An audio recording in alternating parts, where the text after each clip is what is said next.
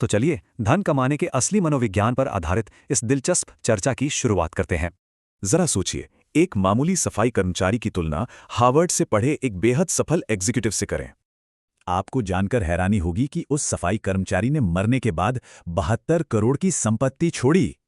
वहीं दूसरी तरफ 2008 के मार्केट क्रैश में उस होशियार एग्जीक्यूटिव का सब कुछ पूरी तरह खत्म हो गया। ये साफ दिखाता है कि पैसा बनाना सिर्फ तेज दिमाग का नहीं, बल्कि हमारे व्यवहार का खेल है। असल में हमारे पैसों से जुड़े फैसले हमारे खुद के अनुभवों और बाजार के हालातों से तय होते हैं। यहाँ किस्मत और जोखिम जैसी अनदेखी ताकतें भी हमारे नतीजों पर बहुत गहरा असर डालती हैं। जैसे बिल गेट्स को 1968 में शुरुआती कंप्यूटर इस्तेमाल करने का एक बहुत ही दुर्लभ और बड़ा मौका मिला। वहीं उनके बेहद होशियार दोस्त की पहाड़ पर दुखद मौत हो गई। यानी जोखिम किस्मत ही बदल देता है। अब वॉरेन बफे को देखिए, अगर उनकी संपत्ति 100 रुपये है तो 95 रुपये 65 की उम्र के बाद आए। ये साफ बताता है कि कंपाउंडिंग सिर्फ निवेश का हुनर नहीं, बल्कि लंबे समय का जादुई धैर्य है। तो यहाँ सबसे जरूरी बात यह है कि पैसा कमाने और उसे बचाए रखने की मानसिकता बिल्कुल अलग होती है।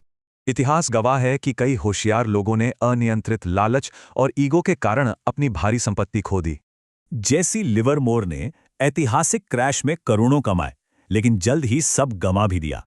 रजत गुप्ता के पास करोड़ों थे, लेकिन सिर्फ अरबपति बनने की चाह में उन्होंने जेल का जोखिम ले लिया। और यहीं से एक बहुत ही दिलचस्प सिद्धांत सामने आता है, the man in the car paradox. लोग स्पोर्ट्स कार में खुद की कल्पना करते हैं और असली ड्राइवर को पूरी तरह नजरअंदाज कर देते हैं। अब विडंबना देखिए, अमीर दिखने की ये झूठी कोशिश अक्सर हमें सीधे स्थायी वित्तीय बर्बादी की तरफ ले जाती है।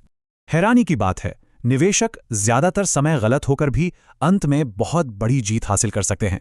क्योंकि जिंदगी का कोई भरोसा नहीं, इसलिए निवेश को सुरक्षित रखने के लिए मार्जिन ऑफ सेफ्टी होना बिल्कुल जरूरी है। याद रखिए, बाजार का गिरना कोई सजा नहीं, बल्कि ये लंबे समय की सफलता के लिए एक जरूरी फीस है। असल में सच्ची संपत्ति अदृश्य होती है। आपका यही बचाया हुआ पैसा आपको जीवन में असली आजादी देता है।